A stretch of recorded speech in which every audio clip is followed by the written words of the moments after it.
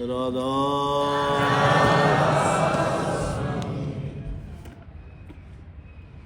आपको पता होगा 4 तारीख का सत्संग रोहतक का है। पता लग गया होगा तो अच्छी बात, ना लग गया हो तब लग गया पता। 4 तारीख का सत्संग रोहतक आश्रम में होगा। गोहाना रोड पे आश्रम है। वाणी आपने सुनी अभी,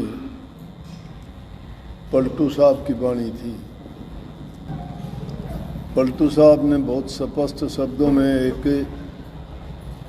बहुत अच्छी मिसाल के साथ समझाने का प्रयास किया।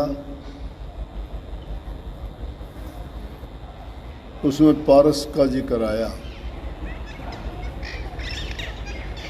और पलटू नाम खुद के नाम से कहते हैं कि पलटू तो ये बात खोल के बताता है कि जिस प्रकार से पारस पत्थर के संपर्क में अगर लोहा आ जाए, तांबा आ जाए, तो पारस उसको सोना बना देता है। और इसकी तुलना करते हैं गुरु और गुरु भक्त से कि गुरु के संपर्क में अगर जो इंसान आ जाता है, वो भी जिस प्रकार से लोहा उनके संपर्क में आने से सोना हो जाता है, तो शिष्य भी गुरु की शरण में जाके गुरु जैसा ही हो जाता है। पारस से भी कहीं अधिक बढ़ के बात है ही।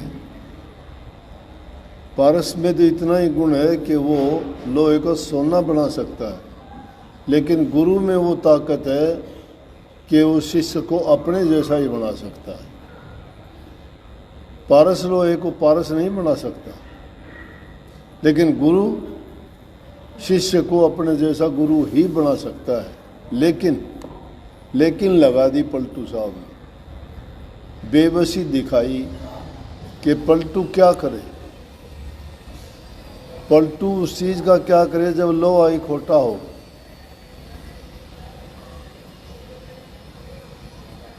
पलटू साहब कहते हैं उसका पारस क्या करेगा जो लोहा खुद खोटा हो, सोना कैसे बना देगा। इसी प्रकार से कहते हैं कि गुरु तो शिक्षा दीक्षा उपदेश दे के शिष्य को अपने जैसा बना देना चाहता है, लेकिन बेबसी किस चीज़ की है। जब शिष्य में ही खोट हो तो कैसे बना देगा। लोहे में खोट है तो पारस उसको सोना ये नहीं बना सकता। शिष्य में अगर खोट है, कमी है, तो उसको गुरु अपने जैसा कैसे बना देगा। कबीर साहब ने भी इसी बात को कहा। उन्होंने दूसरे शब्दों में ये कहा कि मारी थी लागी नहीं बंक नाल में फूक, गुरु बेचारा क्या करे जब चेला में ही चूक। जब शिष्य में कमी हो तो गुरु क्या करेगा। गुरु तो उसको बढ़ाना चाहता है। गुरु तो उसको पाक पवित्र साफ खोटे मंदे कर्मों से बचा के शुभ कर्मों में लगा के प्रभु भक्ति करवा के उसका कल्याण करना चाहता है। लेकिन जब वो अपनी आदत को ही नहीं छोड़ता है, बुरी जो उसको आदत पड़ी हुई है उनको छोड़ना नहीं चाहता है, दूसरी तरफ गुरु के पास जाके कहता है कि मेरा ये काम क्यों नहीं हुआ, मेरे दुख पीड़ा दर्द क्यों नहीं मिटे, मुझे दुख ही दुख क्यों मिलते हैं। कहते तो उसका पलटू क्या करेगा, गुरु क्या करेगा।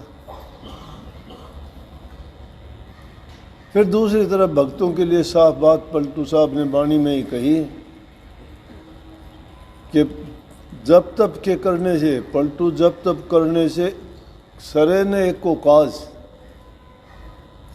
कि जब तब करने से, तीर्थ व्रत पे जाने से एक भी काज नहीं सरता है। कभी सोचते हो कि हमने वो करके सब कुछ पा लिया है या अपना जीवन सफल कर लिया है, वो गलती है।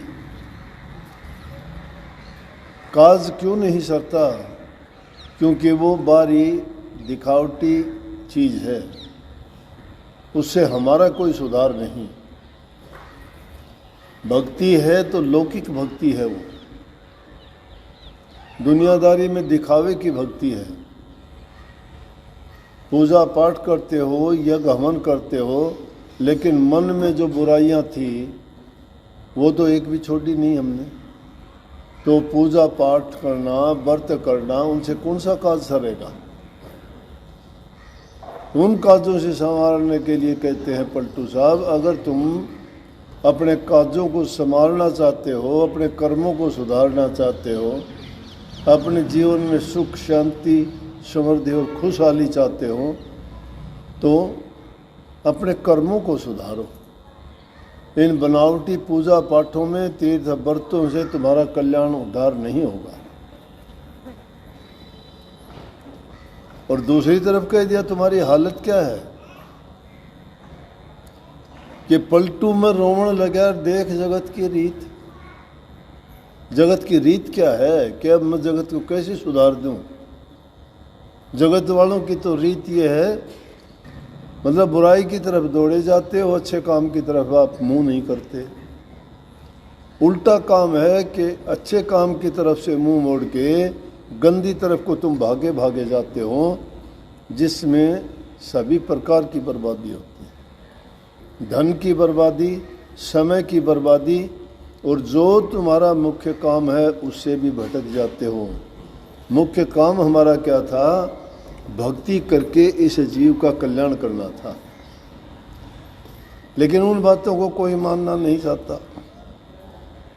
तो पलटू साहब कहते हैं ऐसे हालात को देख के मुझे रोना आता है। अरे जिसमें तुम्हारा हित होता है, जिन बातों से तुम्हारा कल्याण होना है, किन बातों को मानते हो तुम? इन बातों की तरफ पीछे पड़े रहते हो कि स्वर्ग और नरक है क्या?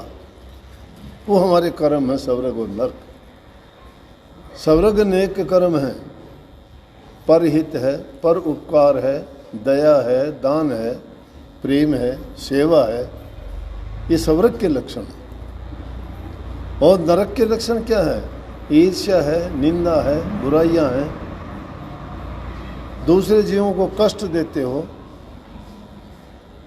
वो अपने लिए खाई खोते हो, नरक है। वो नरक बना दिया जीवन को। कह नहीं देते हैं, जहाँ घर में लड़ाई झगड़े होते हैं, आपसी मेल जोल नहीं होते, तो कहते हैं कि तुमने तो घर को नरक बना दिया। इसका मतलब नरक को जानते हो, नरक में क्या होता है, ये है नरक। और जो अच्छे काम करते हैं उसको कहते हैं कि घर में क्या बहू आई है, घर को स्वर्ग बना दिया। कहते कि नहीं कहते ऐसे? तो नेक काम करने से स्वर्ग जैसा आनंद यही मिलता है, और खोटे मंदे कर्म करने से नरक का आभास यही हो जाता है कि नरक में क्या है कि जीवन को बेकार बना देना नरक है, और अपने जीवन को संवार लेना स्वर्ग है। संवरेगा कैसे? जो गुरु की शरण में गए हैं, गुरु की आज्ञा का पालन करते हैं, और गुरु समय समय पर जो चेतावनी देते हैं टाइम के अनुसार। पिछले ज़माने का समय था, वो आज समय नहीं है। आज के हालात अगर देखते हैं तो बच्चे मनमर्जी के काम करते हैं, माँ बाप भी उनकी की तरफ से बेपरवाह हैं। उनको चिंता ही नहीं है कि तुम्हारे बच्चे किस ओर जा रहे हैं, हालात क्या है। तो बच्चों को दोष कैसे दे सकते हैं? बच्चों को उन्होंने कभी अच्छा बनाने का प्रयास ही नहीं किया। अगर माँ बाप बच्चों को अच्छे संस्कार देते, कब देते? उनमें अच्छे संस्कार होते। बच्चे दर्पण हैं, दर्पण में जैसा तुम हो, जैसे तुम देखोगे, जैसे हो वही दिखाएगा। बच्चों में जो चीज़ तुमने भर दी, जो संस्कार, जो ख्यालात, जो विचार दिए हैं, वही वो बाहर जाके प्रकट कर देंगे। अगर बच्चों को अच्छी शिक्षा और अच्छी परवरिश की है, बाहर जाके तुम्हारा नाम रोशन करेंगे, सब पूछेंगे किसका है भाई, अच्छा है भाई। और जो गंदे मंदे कर्म करेगा तो 3 पीढ़ी तक आदमी की बदनामी करवा देता है। अकेली भक्ति काम नहीं देती इंसान के जीवन में, चिंताएं भरी पड़ी हैं, घरों में आपसी प्यार प्रेम नहीं है, एक दूसरे को देख के ईर्ष्या और द्वेष की भावनाएं जहाँ हैं, तो क्या लेंगे वहाँ से? जब तक इंसान की पहली चीज़ है इंसान के मन में शांति होनी चाहिए, दूसरी चीज़ घरों में प्यार प्रेम होना चाहिए, तीसरी चीज़ बूढ़े बुजुर्ग की आज्ञा का पालन होना चाहिए। अगर ये चीज़ घरों में है तो मैं कहता हूँ कि उनके घरों में प्यार, शांति और धन संपत्ति, लक्ष्मी का वास होगा। बुरे कर्म, खोटे मंदे, ये चीज़ वहाँ नहीं आ सकती। लेकिन जहाँ आपसी झगड़ा होगा, जिस घर में शराब, करवाब और ये चीज़ें गंदे काम करते हैं, मांस मछली अंडे खाते हो, नशे करते हो, विषय विकारों में पड़े हुए हो, सब बर्बाद हो जाएगा। नरक के समान होगा घर, कोई भी काम नहीं कर पाओगे। अच्छा जीवन जीने के लिए भी ये चीज़ों की आवश्यकता है कि घरों में प्यार प्रेम और शांति जहाँ है, वो आदमी कोई काम कर ले उसमें उसको सफलता ही सफलता मिलेगी, लाभ ही लाभ मिलेगा। सुमति है वहाँ, सुमति सद्बुद्धि है, अच्छे विचार हैं। जहाँ सुमति वहाँ सुख नाना, जहाँ कुमति वहाँ दुख विदा। जहाँ कुमति है, बुरे विचार हैं, लड़ाई झगड़ा, ईर्ष्या निंदा, एक दूसरे से आचार व्यवहार अच्छा नहीं है, तो उस घर में लक्ष्मी भी उस घर को छोड़ के चली जाएगी। किसी चीज़ में लाभ नहीं होगा।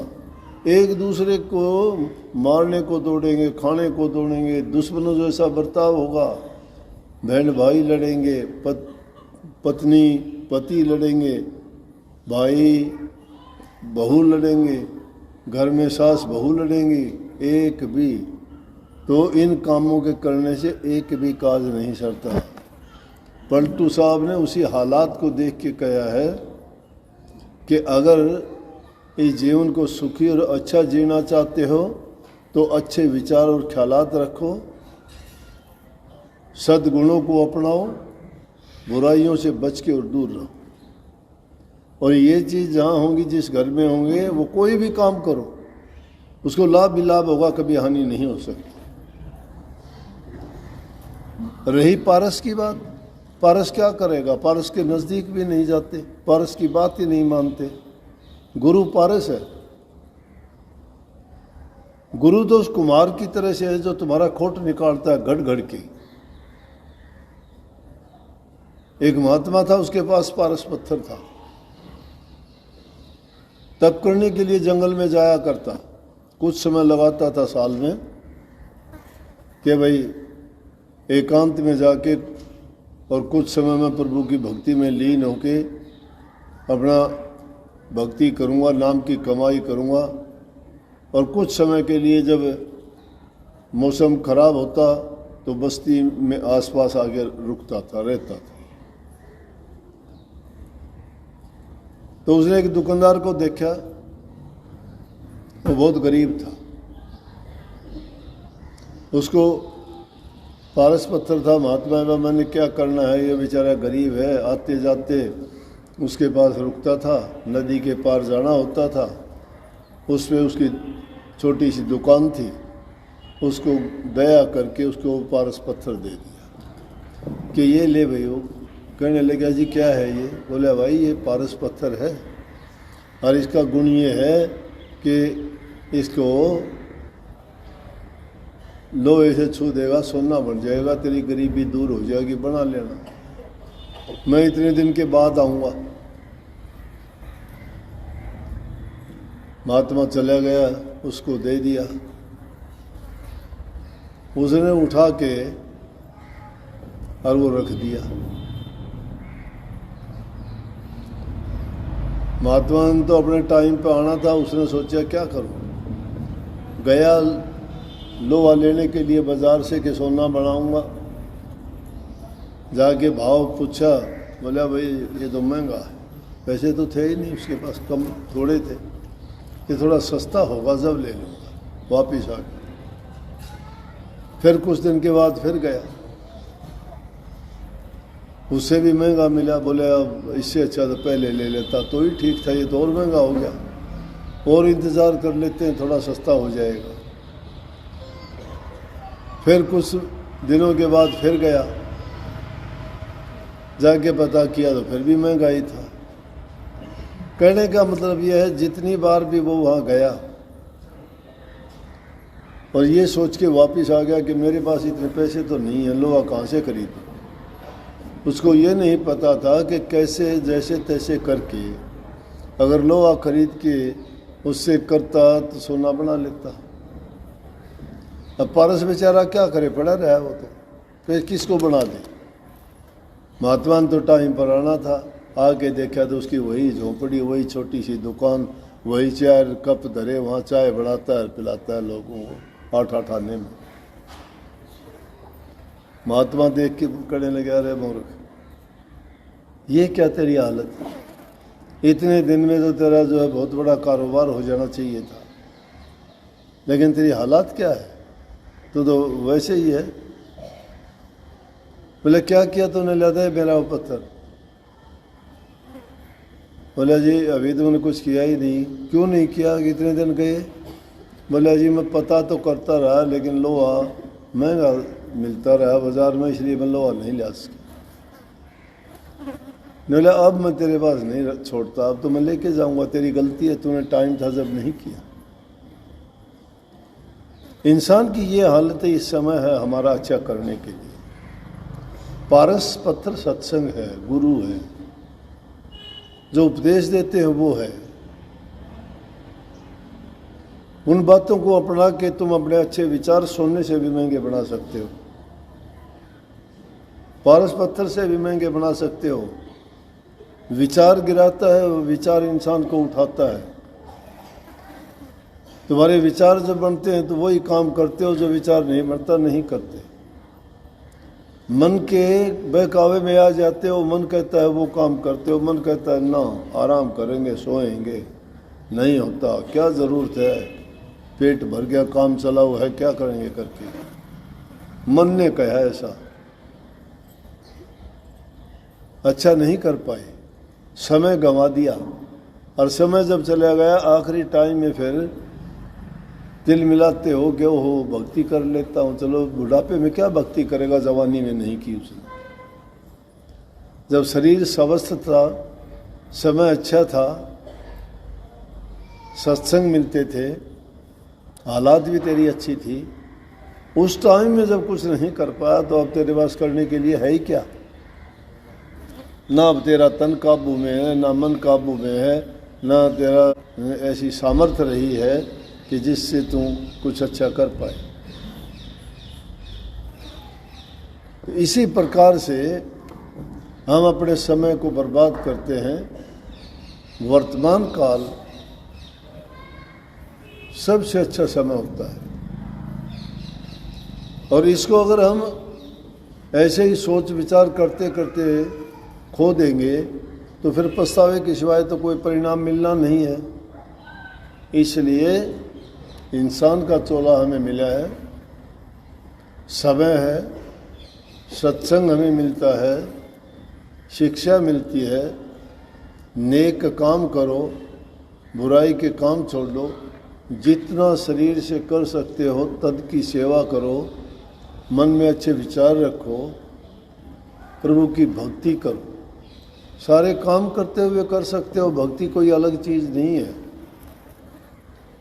ये अपना एक्शन साहब बैठे थे, करने लगे जी एक तरफ लगा दो मेरे को, मन तो करता है कि भक्ति करूं या गृहस्थ करूं। मैं बोला गृहस्थ कोई रुकावट है ही नहीं, गृहस्थी आदमी सारे काम करता है। संत महात्मा फकीर ओलिया सब गृहस्थी के सामने जाके झुकते हैं। गृहस्थ भी एक सच्ची भक्ति है।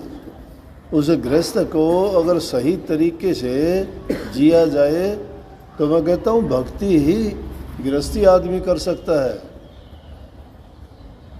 अगर विरक्त होके कोई सोचता हो कि भक्ति कर ली, विरक्त तो हो गया, लेकिन मन की उसके जो उद्गार है वो नहीं रुकते हैं। मन उसका दौड़ता भागता रहता है, संसारी पदार्थों की लालसा भरी रहती है, अपनी इच्छाओं पर कामनाओं पर उसकी कोई कंट्रोल नहीं है। कैसा महात्मा। और जो इंसान घर में रह के सारी चीज़ों को काबू में रख के प्यार प्रेम से सबके जितना उसे हो सकता है दूसरे के काम आता है, नेक काम करके उसके मन को संतुष्टि मिलती है।